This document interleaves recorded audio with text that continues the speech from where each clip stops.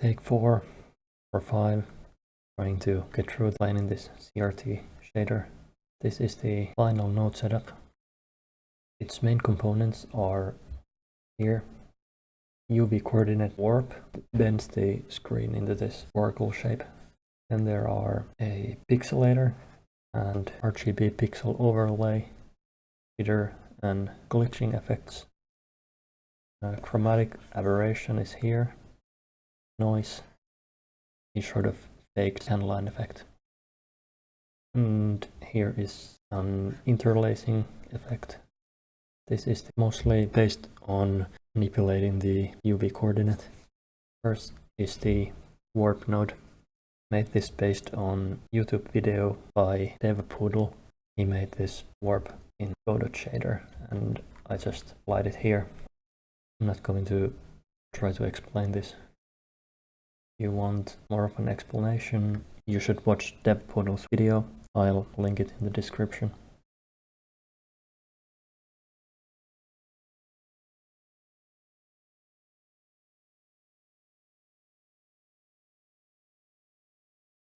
The only kind of change that I made to this is this here. I leave this component open so that I can change it from here, because it changes the profile of the final effect. I can use these to make different shapes. The important part about this here is that it only works with even integer exponents. So the way I have this set up is it only takes integers and it's multiplied by 2 so that it's always even. If you set this to non-even or non-integer values, you get bad results. I mean, it could be interesting results for some other use case, but it wouldn't serve me here with this one. After that is pixelation. Very simple. It takes resolution value and the same resolution value goes to the pixelator and the pixel overlay. You see here.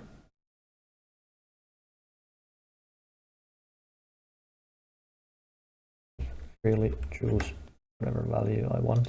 It works.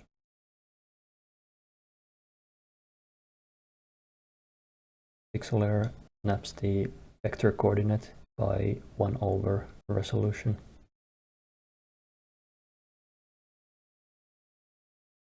The pixel generator is procedural. Decide the size and shape of the pixel.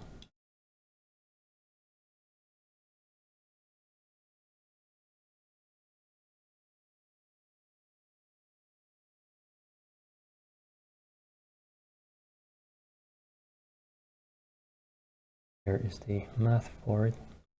Take the UV coordinate and separate it to x and y. First multiplied, and then fractioned.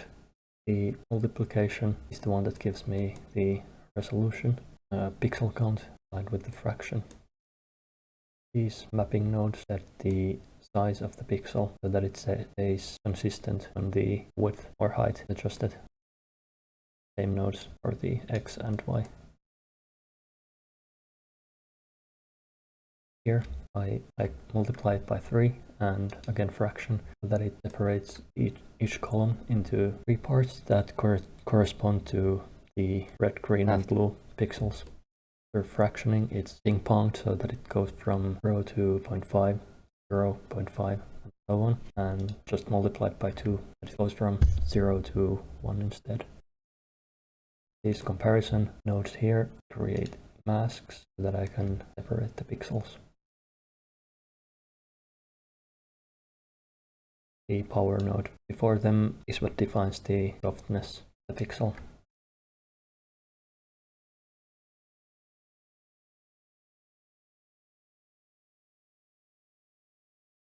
The math is the same for y.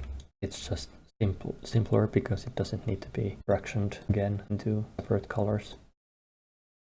Then I combine the columns with the rows and output individual pixels like this. These are applied right here at the end.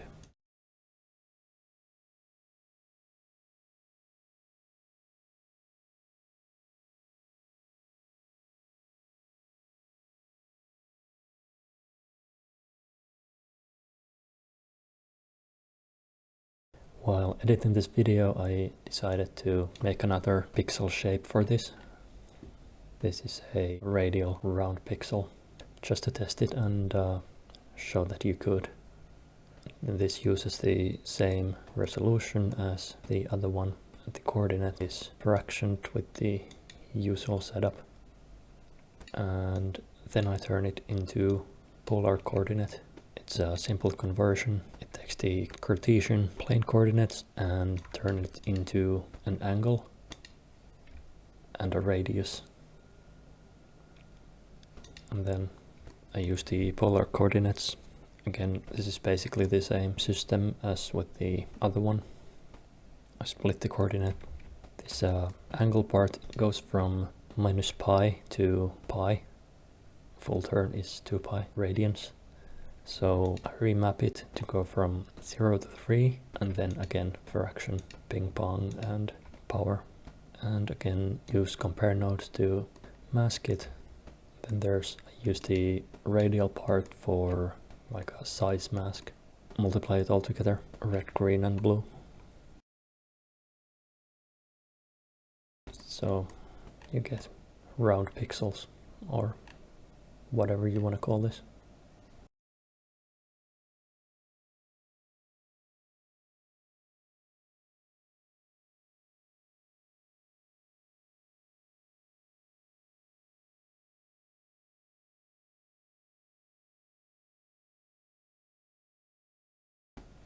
Another thing that you could do is you could make a circular pixel.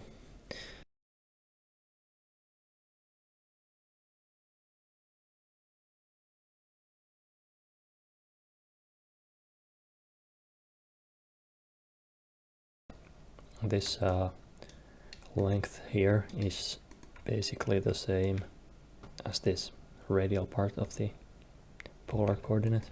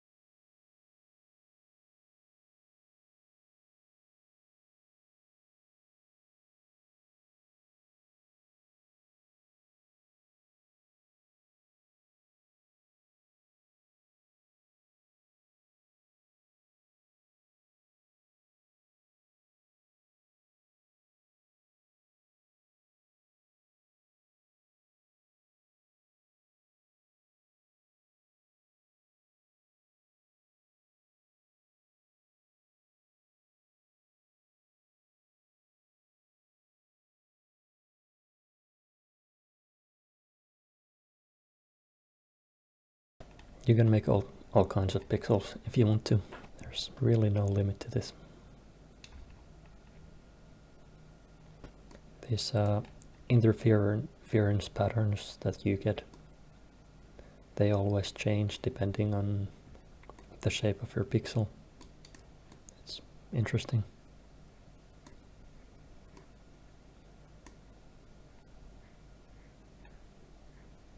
This is pretty funky.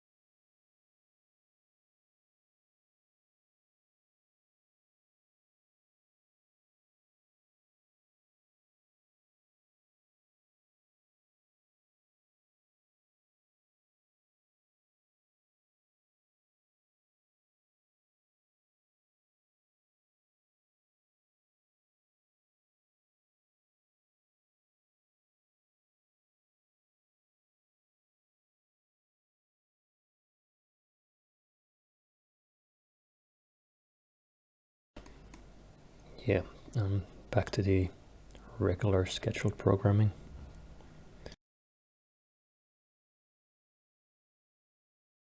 And there are a couple of jitter setups. This one just moves the vector on the x-axis.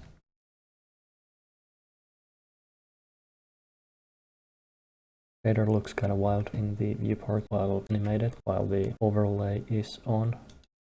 Turn it off, looks a bit calmer.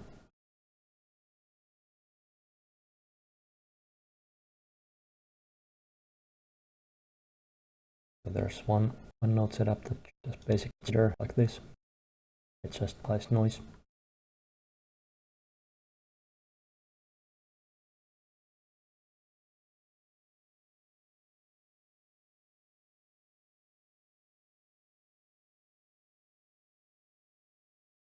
The vector blur. There is no proper way to blur an image in Blender shaders, so this is a bit of a hack. It mixes white noise into the vector. Does this when used at all values. This input is exponential, exponent of base 10.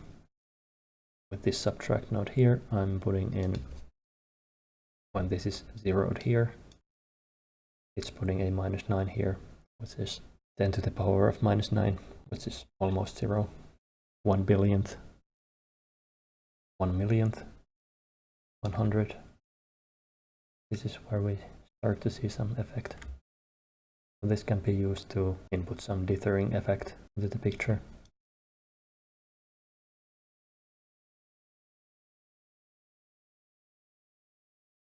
If you take the blur vector node and put it right before the pixelation, you get a pretty decent softening of the image without making it go quite as crazy as it does later here. But it also breaks the pixelation. We can see here it doesn't light up the whole pixel properly anymore. But this is one option to get some softening to the image inside the shader.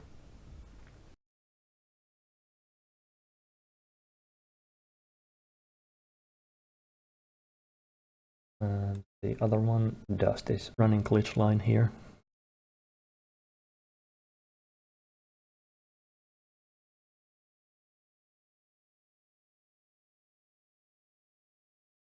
First it separates the vector, x is 0 here. Noise looks like this. And then there's some math to get the effects that I want from it. And in the end, I multiply it back into the original vector.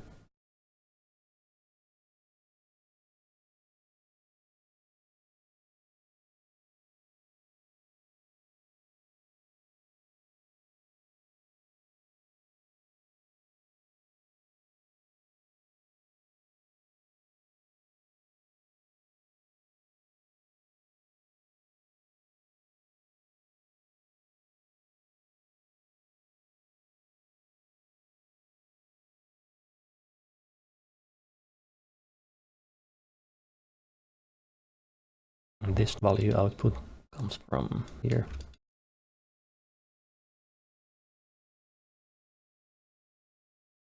Also drives the chromatic aberration. Chromatic aberration is done by bringing in the video file 3 times. It's the same file in all of these, and they just get different mappings. Red, green and blue, and red is shifted one way, blue is shifted another, and green just stays in the middle.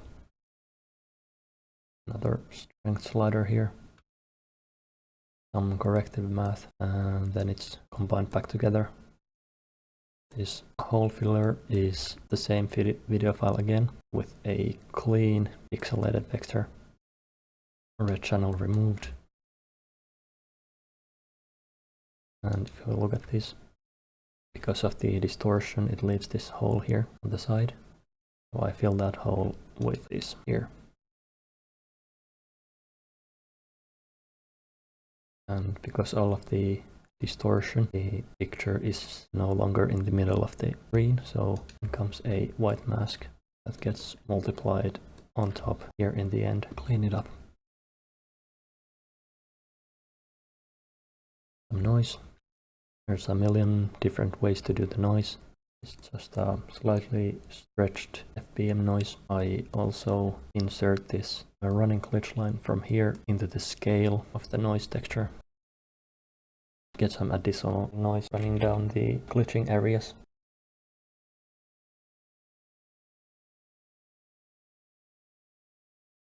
Some stretched out Voronoi for longer bits. Then there's some edge glow. This is just white noise that is crunched to the edge of the screen and animated with the running frame. These get added on top of the video. There's another layer of noise. This in overlay mode. This gray bit here is 50% value so that it doesn't show in overlay mode at all. This will only show the darkest parts and the lightest parts. Then I also have the option to overlay the stretched out Voronoi. I tried to make the scanline effect a true scanline effect, that it runs down the screen like once per frame in quotation marks. But if you want to get that to work properly, you need to render out the animation at super high frame rate. 240 isn't even enough to get it to look proper. It might be, I'm not sure. I didn't try because I'm not gonna wait to render this out at 240 frames per second. It'll take forever. This is a cheated effect. What it does now is it just flashes this on top of the picture. Kinda looks like a scanline effect if you squint hard enough. I can change the value here to get it to run at different rates. One, it's just showing this one screen every frame. 2 flashes between these two. Get 3 sections, 4 sections, and so on.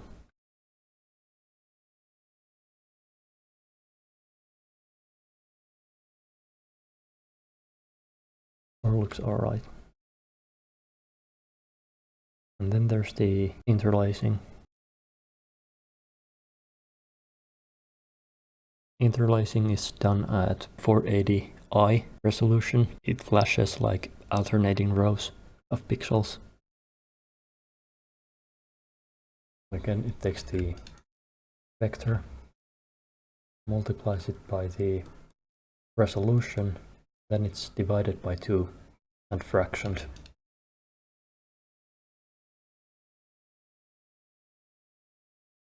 This is half resolution, and then I divide it into 2 sections. And then there's modulo that takes in the running frame, so that every second frame gets 0 and 1. Mix node takes the modulo output so that we get this flashing effect, and that is multiplied on top of the pixelated image. We get the rows of pixels displayed at alternating frames. That is interlacing.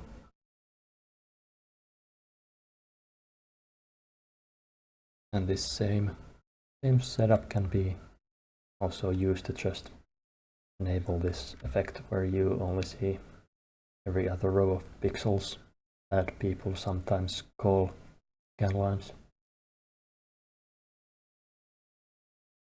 This here last part is applying the pixel overlay by splitting the image by color and multiplying the corresponding pixels on top of it. We get red, green, and blue pixels, then combined back together, and it goes into the emission shader.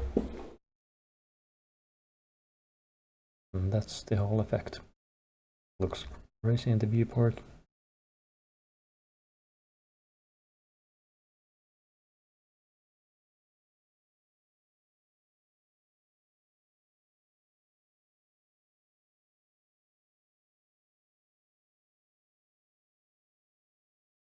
This is the 4th or 5th time I'm recording this, because after each time before I always thought of something to change or improve. The latest additions to this are the interlacing, the scanline, and I redid the whole pixel overlay. This version 2. The first version of this did not have the possibility for softening it. The pixels were hard edged and I didn't like the look, so it was much sharper than I liked. I redid this. This just looks really nice. Very happy with that. So, thank you for watching. I hope you learned something. If you have any ideas for improving this, leave it in the comments. If you make it for yourself and make some art with it, let me know. I would love to see it. Bye.